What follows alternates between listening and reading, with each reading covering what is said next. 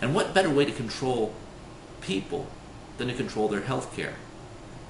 To control whether people get to live or die by either granting or denying the medical treatment that they need. That's right, death panels. But none of this should surprise anybody who has followed President Obama's career. It's no accident that Cuban dictator Fidel Castro praised the passage of Obamacare as a miracle. Castro went on to say, quote, "We consider health reform to have been an important battle and success of Obama's government." Hugo Chavez also praised the speed at which Obama is moving America toward a Marxist state. Chavez even calls Obama Comrade Obama. But if there is any doubt in your mind about the real purpose of Obamacare, you just have to listen to what the Democrat Congressman John Dingell had to say. When Congressman Dingell was asked by Paul W. Smith on his radio show why it will take until 2014 for Obamacare to take full effect, Dingell gave us this answer. It takes a long time to do the necessary administrative steps that have to be taken to put the legislation together to control the people. So, in Dingell's words, the purpose of Obamacare is to control the people. That was Vladimir Lenin's purpose also with nationalized health care. And that's Obama's purpose. Obama wants to micromanage our lives. He wants to tell us how to live. He wants to tell us what we can eat, what job we can have. Obama doesn't believe in the checks and balances that are the hallmark, the very essence of America's system of government. Under our Constitution, most government functions are supposed to be handled by state and local governments or by individual citizens and voluntary associations. The federal government was supposed to do just a few things: provide for the common defense, ensure domestic tranquility, establish justice, and above all, secure the blessings of liberty. Our founding fathers were obsessed with placing checks on government power, with securing the blessings of liberty. That's pretty much all they talked about. Obama, he never talks about liberty. Madison explained this checks and balances doctrine this way in his famous, probably most famous Federalist paper, Federalist Paper number 51. Madison wrote, "Hence, a double security arises to the rights of the people. The different governments will control each other at the same time that each will control itself." So each state government will have its own constitution. The federal government has a constitution, and they will act as a check against each other. The states were supposed to serve as a check on federal power. They were supposed to be sovereign governments unto themselves, uniting under a federal constitution only where specified by the Constitution in specific areas. When you think about it, there really would be no reason to have states at all if this were not the case. Why have state governments at all if the federal government is supposed to do everything? The reason to have states is to act as a check and counterweight to federal power. But of course, Obama doesn't believe any of this. He doesn't believe in liberty. He doesn't believe in checks on government power. He believes in a command and control society. He wants to tell us what to eat. He wants to tell us how to live and where to work and what jobs we must do. But that's not the American system of government.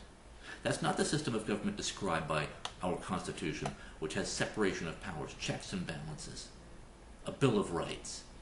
That's not the government of specific and enumerated powers established by our Constitution. Obama's vision is the exact opposite of that, the exact opposite of limited government that was established by our founding fathers. Now, pay close attention to this.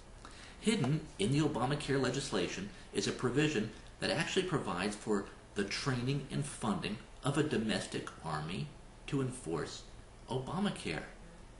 This is blatantly unconstitutional. It's a violation of long-established American law. For more than a century, since the end of the Civil War, deployment of the U.S. military inside the United States has been explicitly prohibited under the Posse Comitatus Act.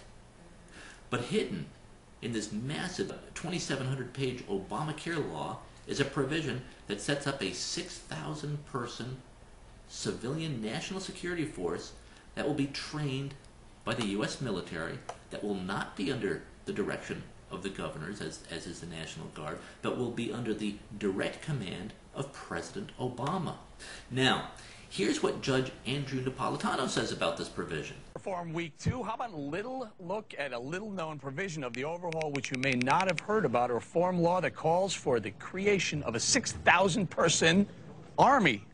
Joining us now with more on the Ready Reserve is senior Fox News judicial analyst, Judge Andrew Napolitano. All right, Judge, let's just jump right into the segment now. The 6,000-person army, constitutional? If the government needed more physicians, and I don't know why the government needs physicians, but if the government needed more physicians, it could hire them. They could work in the Public Health Service, which is in the Department of Health and Human Services, or the Center for Disease Controls, which is also in the Department of Health and Human Services. This legislation says that they will train with the military. And if the president wants them to, they will have the powers of the military. This also lets the president take National Guard away from governors when there is no wartime. Right now, there must be a war for the president to take the National Guard away from governors against the will of the governors. So it is very scary that the president would have this private army, that some of it would be funded by the states and some of it funded by the federal government. Why does he need an army? Governor, to help keep us healthy? Judge, as you look at that, first of all, I mean, as I hear people talk about this stuff, I wonder if I need to go put on my tinfoil hat, because that's what I start wondering is, we've been hearing that we're starting FEMA camps for the last 5 years. That hasn't happened. Well, how serious do we need to take this? If someone had said to me, why didn't you read the whole bill? Well, I read portions of it. I didn't see this in there when I read it. This is just 2 pages of 2,700 pages.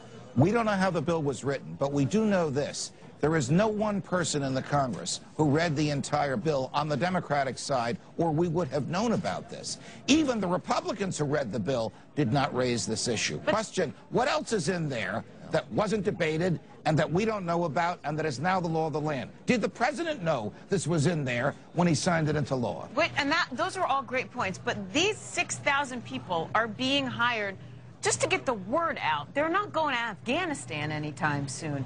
So they will have the powers. They can't go to Afghanistan. Right. They can only stay in this country, which makes it even more fearful. Yeah. Because right now, the United States military may not be used by the president for any purpose in this country. But this group of 6,000 people, or however big it gets, can be used by the president for domestic purposes. Why do doctors need to have uniforms and guns? Physicians brandishing guns to get the word out. I don't know why we need that in America. I don't know why we need that anywhere. The concern isn't that a physician has a gun. The concern is that there's a 6,000-person army or 60,000-person army that may be at the disposal of the president to use however way he... Is it defined how these people can be used? No. In fact, the language is intentionally vague, and there's terminology in there with which we're unfamiliar, like reserve corps and regular reserve. These are phrases that are flexible. Regular reserve could refer to the National Guard. It could refer to something that we don't know what it means. But the concept of a domestic military, which the president once called for before he was the president of the United States. He said to help the government help the people. Hey, I'm from the government. I'm here to help you. The 9 most dangerous words in the English language, according to President Reagan. Why do they need a military like this? I'll tell you something else that's a little kinky. The Constitution prohibits funding the military for more than 2 years at a time. This thing is funded for 4 years. So, as you can see, Barack Hussein Obama is a very dangerous man who must be stopped before he and his followers can transform our nation into something that we're not going to recognize in a year or 2. We are living right now in very dangerous times. I really believe that this next election that we have coming up really might be our last chance to save liberty in America.